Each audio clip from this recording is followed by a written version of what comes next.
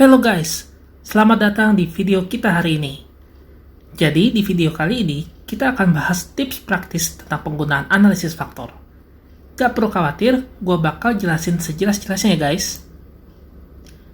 Nah, pertanyaannya guys, gimana sih caranya kita bisa menentukan faktor-faktor yang mempengaruhi atribut penelitian kita? Misalkan, kita punya 3 faktor, ekstrovert, disiplin, dan kooperatif. Serta 6 atribut, yaitu ada akrab, luwes, giat, patuh, ramah, dan suka menolong. Di sini, kita mau cari tahu atribut yang mana yang masuk ke dalam kategori ekstrovert, disiplin, atau kooperatif. Jadi misalkan, ekstrovert berhubungan dengan luwes atau tidak, disiplin dengan patuh atau tidak, kooperatif dengan suka menolong atau tidak, dan gitu deh seterusnya. Nah, solusinya kita bisa menggunakan analisis faktor guys. Dengan ini, kita bisa banget menyelesaikan permasalahan semacam ini. Jadi, langkah pertama yang harus kita lakukan adalah merancang metode pengumpulan data pakai survei. Lalu kita kasih bobot skor menggunakan skala Likert. Tiap-tiap pertanyaan survei bakal ada bobot atributnya ya guys. Misalnya, setiap pertanyaan yang mewakili atribut dapat skor tertinggi 5. Atau kalau tidak mewakili atributnya, ya kita kasih skor terendah, yaitu 1. Sesudah itu, kita bayangkan bahwa kita telah mengumpulkan skor dari 20 responden yang kita wawancara dengan pertanyaan-pertanyaan itu guys. Nah, pada data yang ada dalam tabel, kita bisa anggap sebagai suatu matriks M. Dari matriks M ini, kita pengen tahu gimana variasi antar atributnya. Caranya gampang banget guys, yaitu kita bisa menggunakan rumus covariance. Karena kita punya 6 atribut, jadi kita bakal dapetin matriks covariance C yang punya dimensi 6 kali 6. Nah, buat nyari nilai covariance-nya, kita bisa lakukan perhitungan sebagai berikut. Yang pertama, kita cari dulu nilai rata-rata tiap atributnya ya. Terus, baru deh kita cari varians atribut yang pertama, yaitu atribut akrab. Caranya dengan ngeliat nilai-nilai yang ada di kolom pertama. Lalu masukin deh ke rumus. Hasilnya kita dapatkan 1,71. Setelah itu, kita lanjutin buat ngitung covariance yang kedua, yaitu antara akrab dengan luwes. Hasilnya kita dapatkan 1,03. Dan kita terusin juga buat ngitung covariance antara atribut luwes dengan giat. Lanjutin deh, giat dengan patuh, patuh dengan ramah, ramah dengan suka menolong, sampai variasi atribut yang terakhir, yaitu pada atribut suka menolong itu sendiri. Kalau kita sudah mendapatkan semua nilai covariance-nya, maka di sini hasil matriksnya bakalan kelihatan seperti ini guys. Matriks covariance ini sifatnya simetris, dan nilai-nilai yang ada di diagonal utamanya itu berisikan informasi tentang varians dari masing-masing atribut. Setelah kita punya matriks covariance, kita bisa cari nilai eigen dan vektor eigennya guys. Caranya, kita menggunakan persamaan karakteristik dari matriks covariance C. Karena kita punya 6 atribut, otomatis kita bakal dapetin 6 nilai eigen yang nunjukin karakteristik dari tiap atribut. Terus, kita lanjutin buat ngecek apakah kita bisa ngereduksi hal ini jadi beberapa komponen aja. Caranya adalah kita buat visualisasi script plot, yang mana titik-titik ini nunjukin titik nilai eigen berdasarkan jumlah komponen utama yang dicek.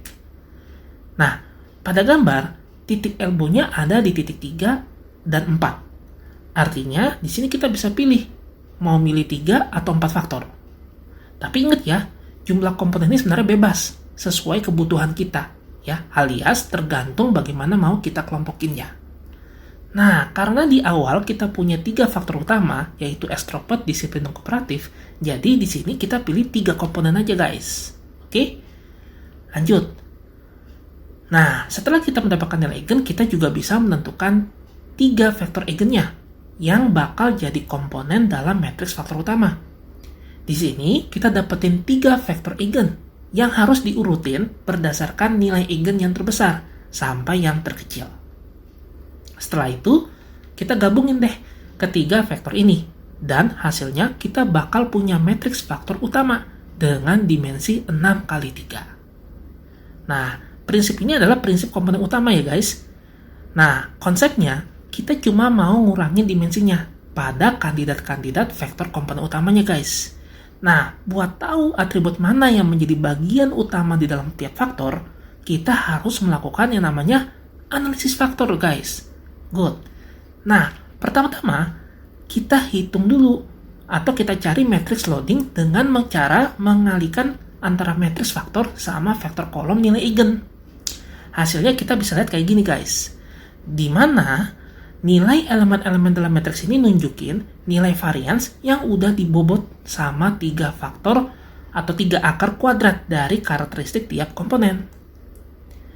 Selanjutnya, kita bakal terapin metode rotasi Varimax buat memaksimalkan varians di dalam matriks loading ini. Hal ini bakal bikin korelasi antara faktor sama dirinya sendiri itu jadi 1 guys.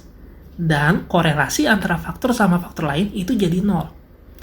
Sebelum kita hitung nilai rotasi, kita ngitung dulu commonality. Nah, commonality ini adalah ukuran seberapa besar varians atribut mendekati model. Rumus commonality-nya seperti ini guys. Dan kita bisa lihat hasilnya seperti ini. Selanjutnya, kita akan eksekusi rumusnya dan dapetin hasil matriks rotasi Varimax ya dari matriks loading yang kita sebut dengan V-action max. Ingat, nilai absolut terbesar yang ditemukan di tiap komponen itu nunjukin adanya keterkaitan yang kuat antara atribut sama komponennya guys. Agar lebih jelas, sekarang kita akan coba interpretasiin hasil matriksnya guys. Nah, jadi elemen-elemen yang ada di baris itu nunjukin sifat atributnya. Dan elemen-elemen yang ada di kolom itu nunjukin faktor utamanya. Dari gambar, kita bisa lihat bahwa atribut akrab sama luas itu punya nilai absolut terbesar di komponen 1. Kemudian, atribut patuh dan giat itu ada di komponen kedua. Sedangkan atribut ramah dan suka menolong itu ada di faktor ketiga. Nah, tapi perlu diingat nih guys, kita nggak bisa ngasih nama ke faktor 1, 2, dan 3. Karena apa? Karena analisis faktor itu cuma bisa nentuin atribut yang bisa dikelompokkan berdasarkan keterkaitannya. Jadi, keputusan buat kasih nama faktor itu balik lagi ke pengetahuan si peneliti guys. Dalam kasus ini, peneliti memutuskan buat kasih nama faktor sebagai apa? Yaitu sebagai ekstrovert, disiplin, dan kooperatif. Jadi, faktor pertama itu mencerminkan sifat ekstrovert dengan atribut akrab dan luwes. Faktor kedua adalah disiplin dengan atribut patuh dan giat. Dan faktor yang terakhir, faktor ketiga adalah kooperatif dengan atribut ramah dan suka menolong. Jadi itu dia cara praktis menggunakan analisis faktor guys. Semoga video ini membantu kalian dalam penelitian atau analisis data kalian. Jangan lupa like nih guys. Sampai jumpa di video berikutnya.